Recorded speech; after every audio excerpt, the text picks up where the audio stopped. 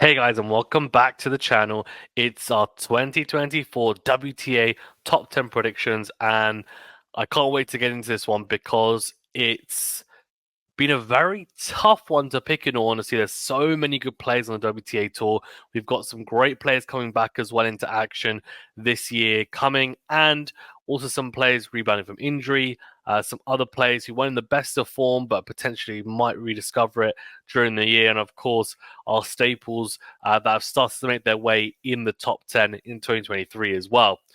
Before I get into it, though, remember to hit that like button. Do subscribe if you're new and do the rating or review if you're listening on a podcast platform. What we're going to do first is very briefly for about a minute or so go through my predicted top 10 for 2023.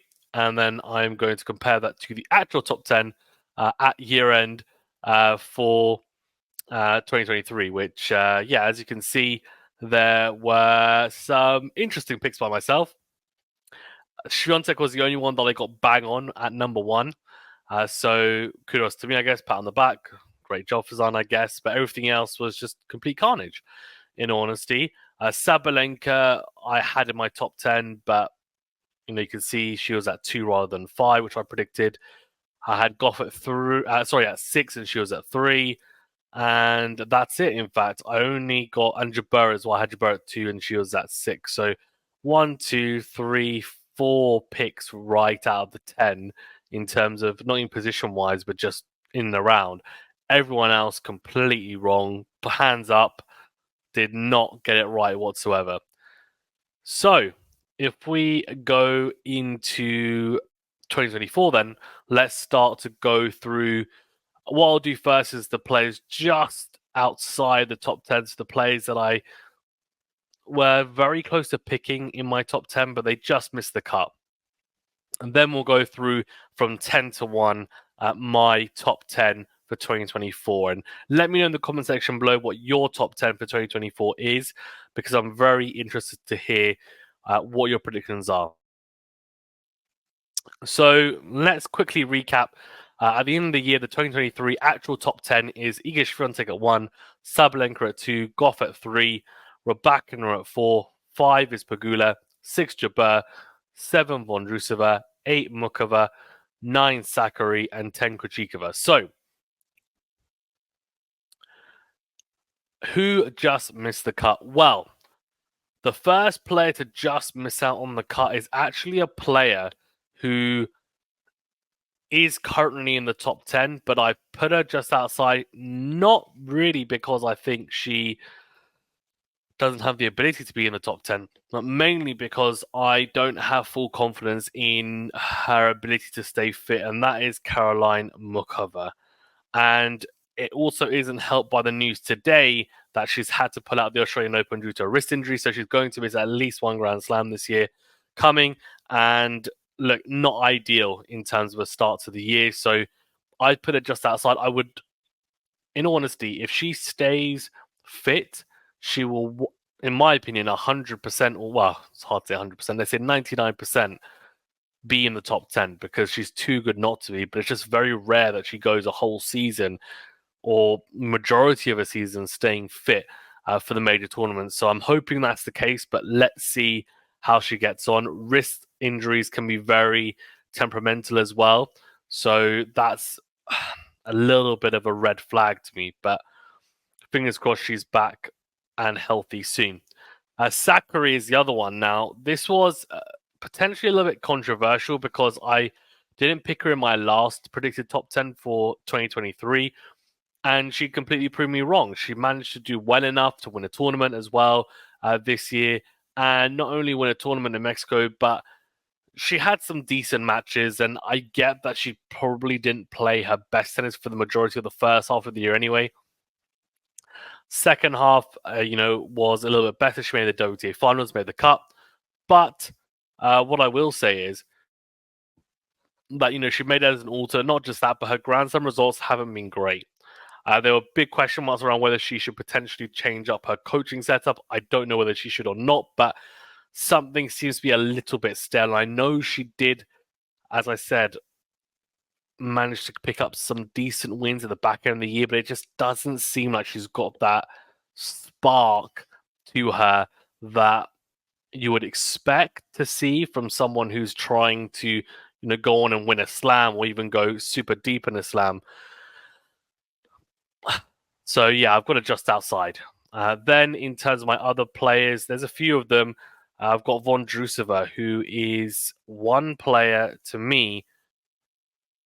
Again, this is mainly down to health.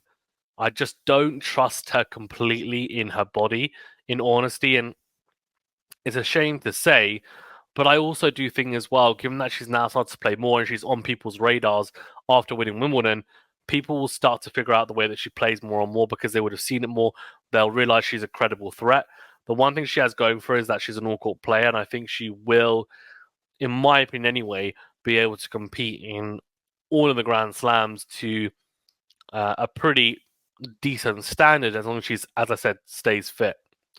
But again, I don't know whether she's going to be able to stay fit for that long a period. Then I put Naomi Osaka, who I'd love to see in the top 10. It would be an almighty effort if she were to make it into the actual top 10 at the end of 2024. But for me, I think from seeing her in practice and training, and again, it can be misleading, it looks like she is hitting the ball extremely cleanly.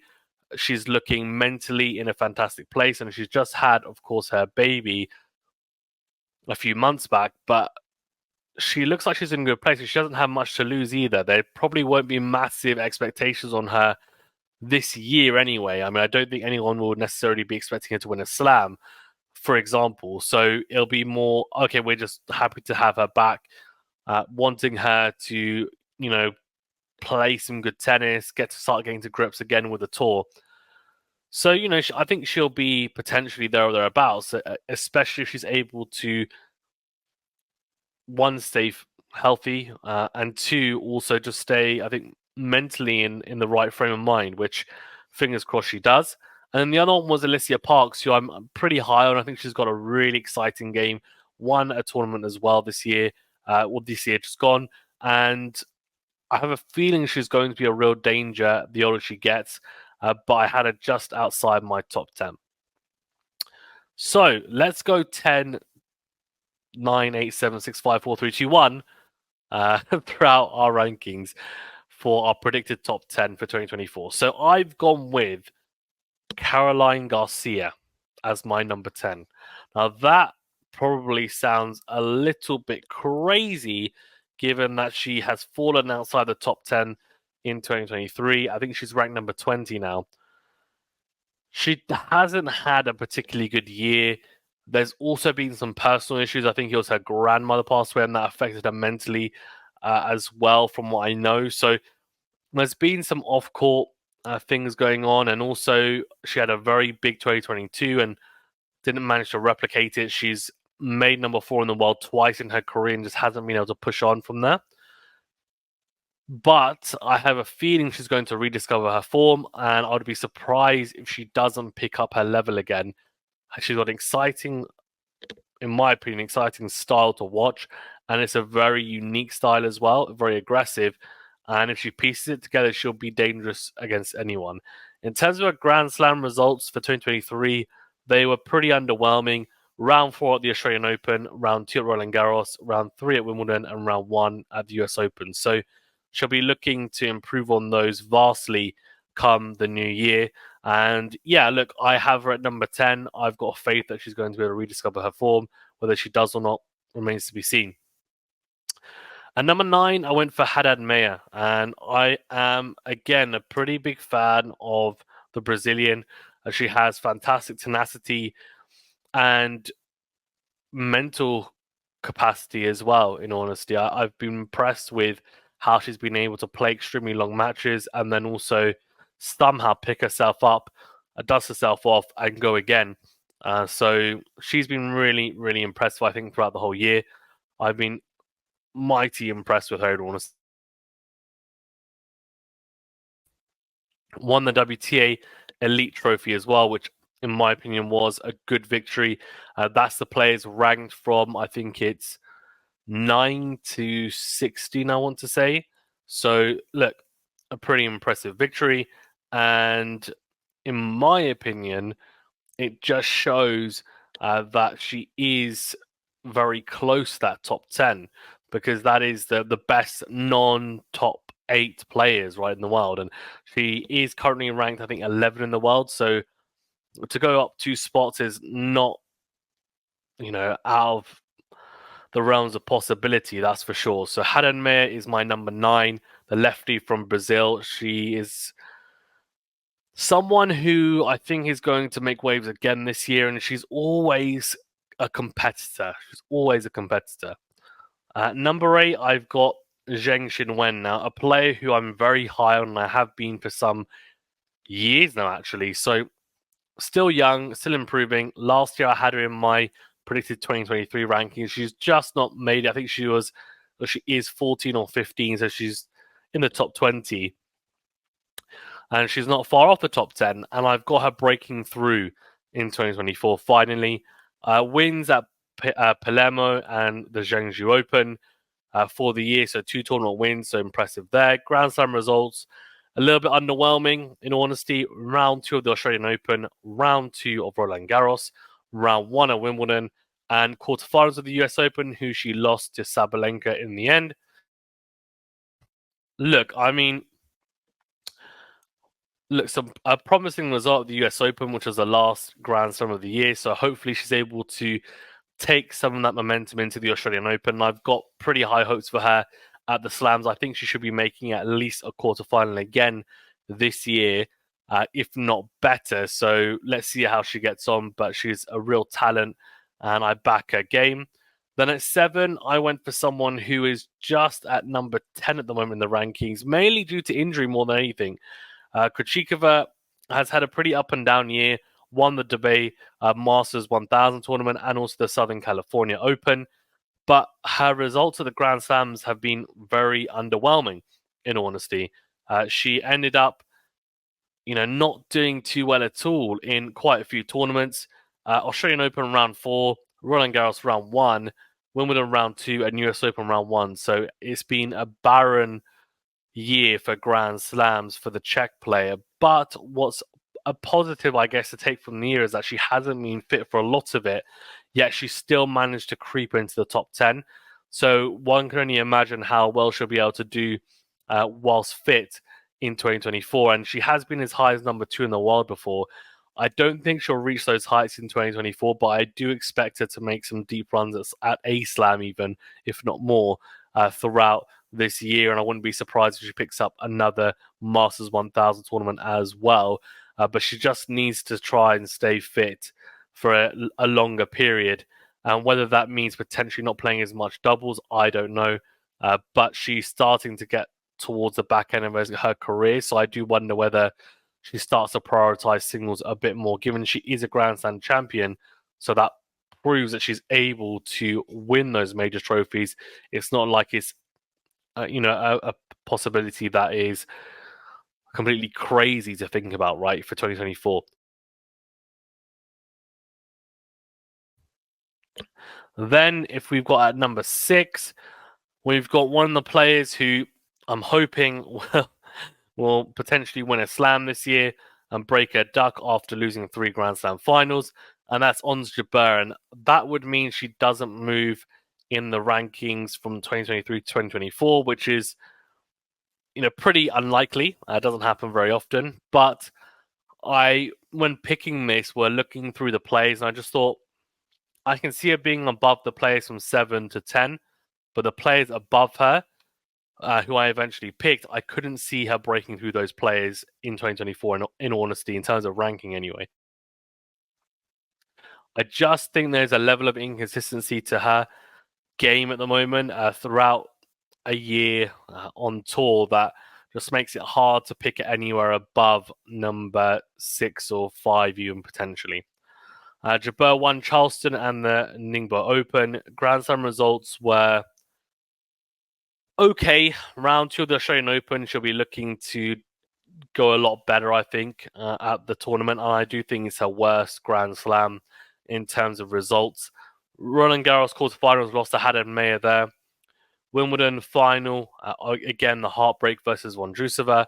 And the US Open was a round of 16. So Look, she'll be looking to finally win a Grand Slam this year. She'll have to put in the hard yards. She'll need to potentially get some sort of favourable draw, but the Wimbledon loss, I think, this specific one will hurt a lot because she beat 4 Grand Slam champions back to back to back to back. To then lose to Vondrousova in the final would have really hurt. So look, we'll see how she gets on, but I've got her at 6. And then I've gone for Pegula at 5.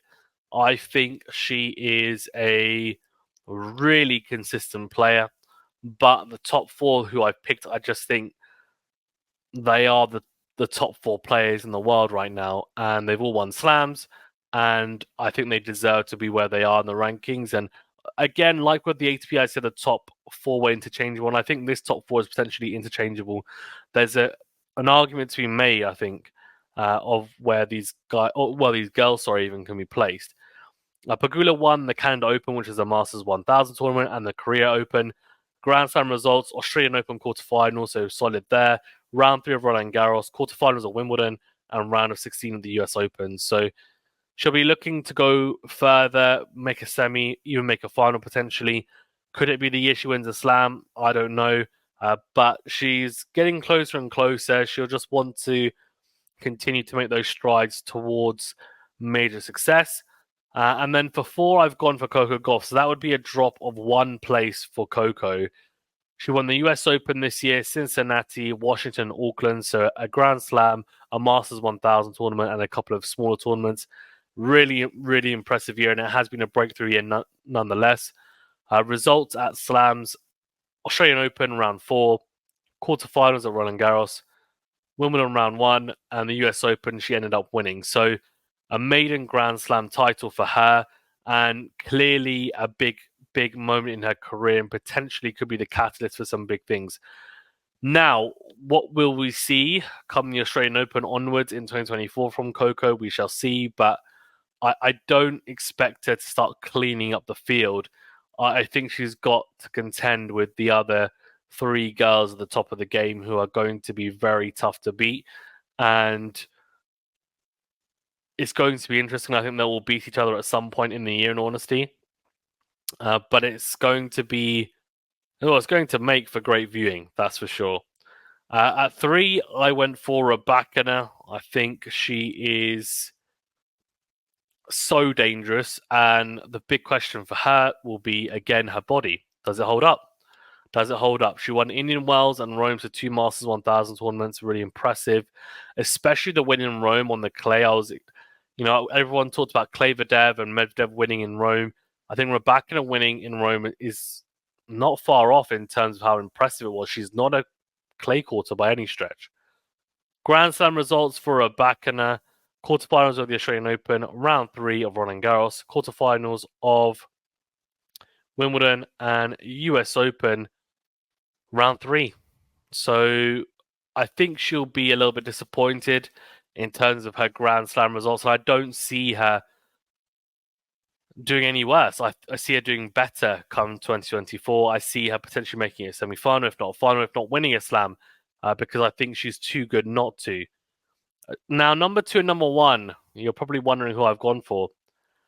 I've gone a little bit controversial because I've gone for the player of the year in Iga Swiatek at number 2. Now, the Grand Slams, of course, were shared amongst 4 players: Sabalenka, Swiatek, Vondrousova, and Gauff in 2023. But Swiatek also won the WTA finals, China Open, Stuttgart, Qatar, and Poland Open. So, she was very, very good. Grand Slam results: round 4 of the Australian Open, which was, a disappointing loss to Rybakina, who seems to have her number. Roland Garros, she ended up winning. Quarterfinals of Wimbledon, and US Open round of 16. So we'll see how she gets on, but I think the rest of the field, in terms of a gap between herself and everyone else, it has closed quite a bit. Given that in 2022 she won 2 slams, to then only win 1, and also have some of the other players who had never beaten her before, like Gauff, for example, beat her, and Pegula, those are some really, really big positives to the rest of the field. And then the top, I've gone for Aryna Sabalenka. Now, it's an interesting pick because she can be so erratic, and we see that in her game as well, more than anything. But I just think after winning the Australian Open, there's been a little bit of a shift of mentality and also in just her overall demeanor. I think she's very confident. I think she knows she should be at the top of the game and she wants to strive to be at the top, leading the women on tour. And her results speak for itself. To be honest, won the Australian Open, Madrid, and Adelaide. Grand Slam results were incredibly impressive. As I said, won Australia, then semi-finals of Roland Garros, Wimbledon, and the US Open. And in all honesty, made the final even of the US Open, of course, losing to Goff. And in all honesty, she didn't play great in that final of the US Open, and it was very close still to winning it. Semi-finals lost to Ons Jabeur, and semi-finals of Roland Garros lost to Mukova in one of the best matches of the year. The three matches she lost in Grand Slams are all three setters. She is very dangerous at the moment, and I'd be very surprised if she doesn't win at least one slam in 2024. So I've got her at number one. It could easily be Swiatek. It could even be Rybakina or Goff. Anyone else I'd be surprised about, in honesty. But that's my top 10 for the WTA Tour in 2024. I've got number one, Arina Sabalenka. Number two, Iga Swiatek. Number three, Elena Rybakina. Number four, Coco Gauff. Number five, Jessica Pegula. Number six, Ons Jabeur. Number seven, Kuchikova. Number eight, Zheng Xinwen. Number nine, Haddad Mayer. And number 10, Caroline Garcia. Let me know in the comment section below who you picked and why, and also what you think of my predicted top 10. I think it's a strong one, but you just never know. The WTA Tour, occasionally there can be someone who is ranked way outside the top 20, even potentially the top 50, and they just rocket into the top 10 for a year after some monumental results. But we've seen less of that in the last couple of years after some stability on tour, so less likely than usual anyway. Guys, thank you so much for tuning in. Really do appreciate it. Remember to that like button. Do subscribe if you're new, and do leave a rating or review if you're listening on the podcast platform. See you guys very, very soon.